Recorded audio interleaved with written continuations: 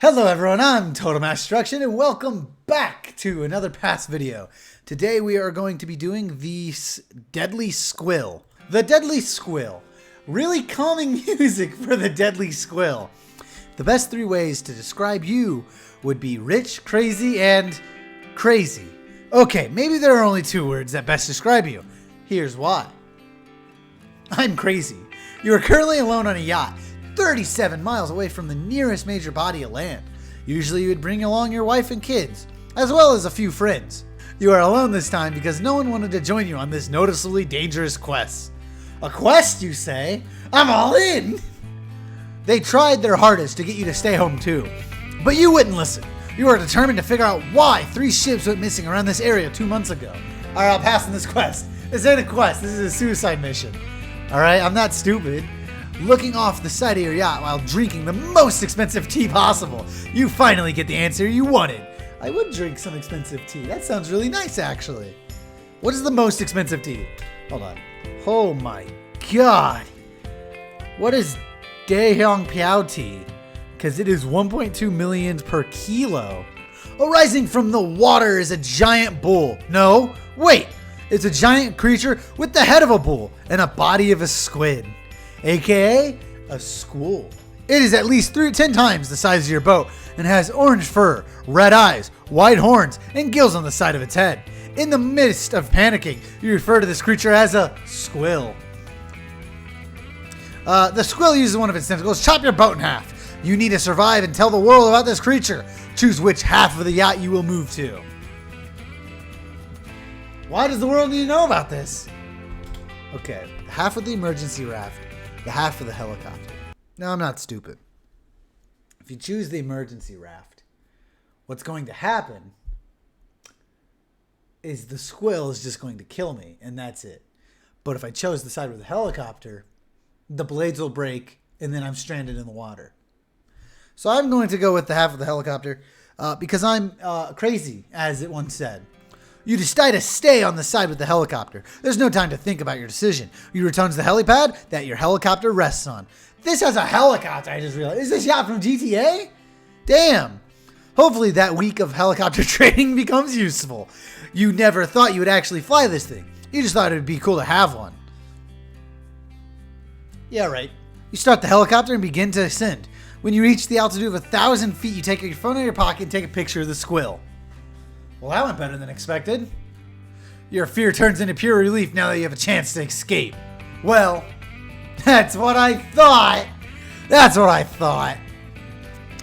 Actually, you realize your helicopter is low on fuel. Based on quick mental math, you calculate that you should be able to make it back to the mainland where your home is. So, I'm still good. I don't much care. Unfortunately, you are horrible at math, and that calculation could totally be wrong. It's definitely going to be a close call. Your newly found relief turns back to fear. Okay? You escape the Squill, and even have a picture of it, but you need to find a way to survive from this point on with low fuel. Take a parachute, glide right to mainland. Try to reach mainland, land on nearby island. I'm going to try and reach mainland. Because at least if I'm close, I can swim the rest of the way. You make your way towards the mainland, well, of where your home is. Despite the low amount of fuel you have, you think you can make it. The squirrel's far behind you now. See? Swim back to mainland. You get closer to mainland. Okay? That's... You can actually see it from the inside of the helicopter. It'll be about 20 more minutes until you make it to the mainland. And then you have to find somewhere safe to land. Okay? Bam. Safe at last. The helicopter starts making beeping sounds caused by various errors you are making as a pilot. Oh, I'm making errors. Okay, I didn't understand that. I guess there's more problems than just having a low amount of fuel. It'll be about 5 more minutes before you are flying over mainland. I'm a winner!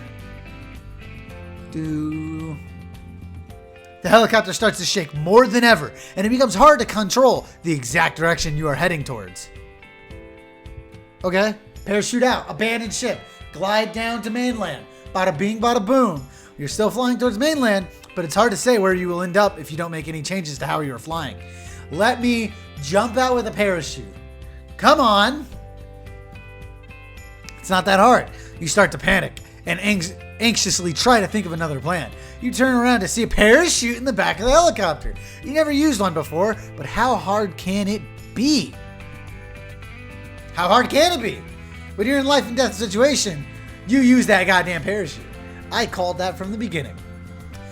To you, using the parachute seemed like the best way to escape this mess.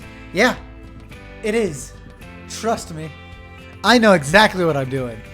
You alter the direction of the helicopter so it flies parallel to land. You don't want to crash down on anyone. Next you grab the parachute and properly secure it to your body. I don't think I would have done anything about the helicopter. I think I'd have just abandoned ship before making it to mainland and then glide to mainland.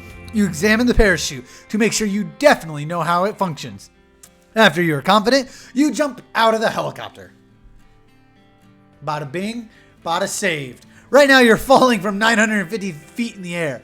You're directly above water, but the mainland to your left is about a quarter mile away. Glide at around 300 feet, you deploy your parachute. Oh, I would have popped that and glided way more. But maybe he knows more.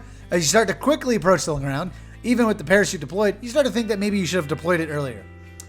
Yes, I knew that from the beginning. I would have deployed it earlier. You lean back as you to lower your falling speed by gliding. You kick your legs in a running motion as your feet make contact with the wet sand of the beach. You keep running and running until you lose momentum gained from gliding.